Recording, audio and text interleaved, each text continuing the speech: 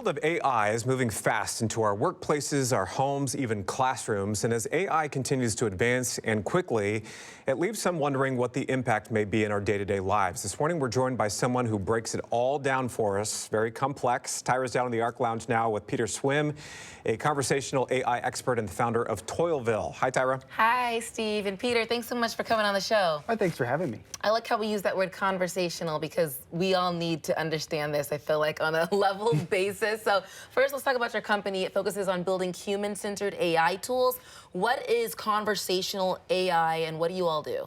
Conversational AI is really people interfacing with systems and computers using natural language.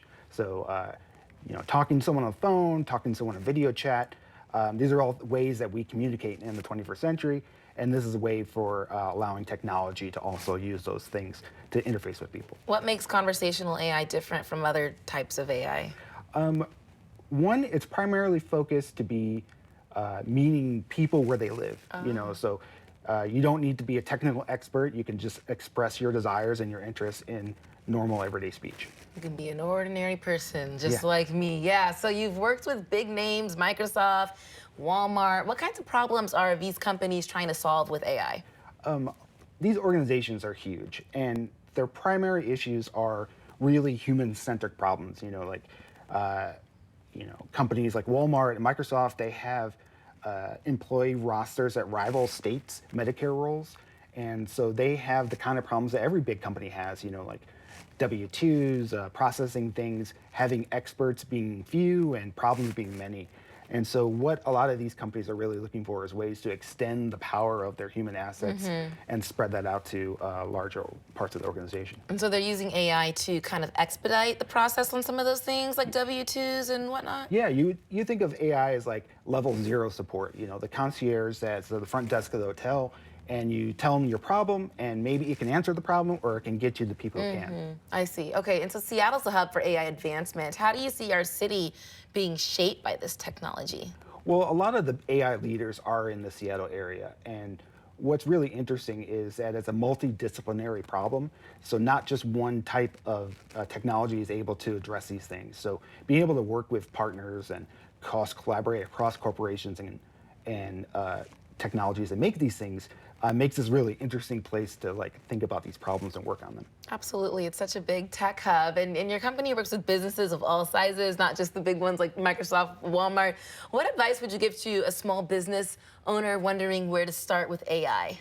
I often caution my clients to really focus on what they're good at.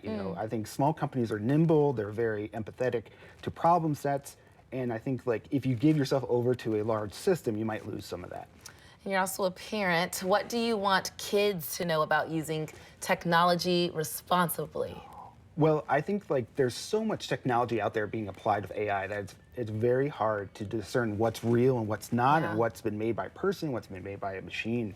So I'm really teaching my daughter digital literacy, and it's really interesting because you used to be able to go to Google and pick the top result, and now you have to read a couple of results and make your own choice from these things because it's really unreliable in a lot of ways. Yeah, what does that look like? Digital literacy. What are the tips you would give your daughter? I think it kind of goes back to classic things we know about, primary sources and direct sources, and really understanding who is saying things and what they have to gain from it.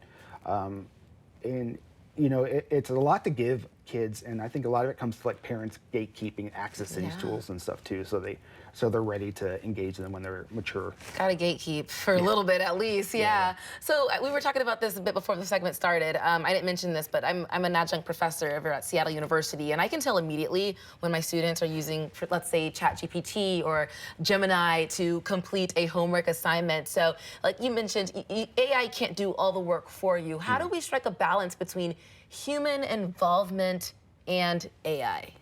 Well, that's an interesting thing because higher education is about learning how to solve the problem, not so much demonstrating that you solve the problem, but learning how to get your tools together and put things together. So students who use these tools are really putting themselves at a disadvantage because they're not learning how the things work, and they can't judge whether or not something they've done is effective or not. So, I think while it's tempting to just have the homework machine do the homework for you, the homework work is not part of the work, right? Right. You're learning how to do the work. So I think that comes to like, what I was saying about my daughter is just, we have to foster an environment where people understand the limits of these tools and what the work we are asking them to do. Yeah. So, And what about in the workforce? Same situation? yeah, I think in the workforce, there's a lot of situations where having the machine just pump out the email and do the things programmatically helps to an extent. But it doesn't really help people understand the problems that they're responding to. So I think there's a limit to these things.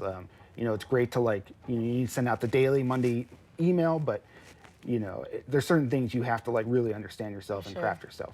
Well, thank you so much for all the information. I mean, there's so much to learn. It's just evolving so quickly. Is there anything else you want to add about what you do and in AI in general? Sure. At Toilville, we help small and large businesses kind of approach what are safe approaches to using AI in their business. So we have a free office hours. We do all kinds of things for the community to give free resources to people. So reach out, and we're glad to help. Very cool. Thank you so much. Steve, isn't it so interesting? Like I said, there's so much to learn. I'm still getting caught up myself. Me too. And a warning to students, teachers, and professors can tell when you're using AI. We sure can. Including Tyrah Majors. That's right. Thank you, Fred.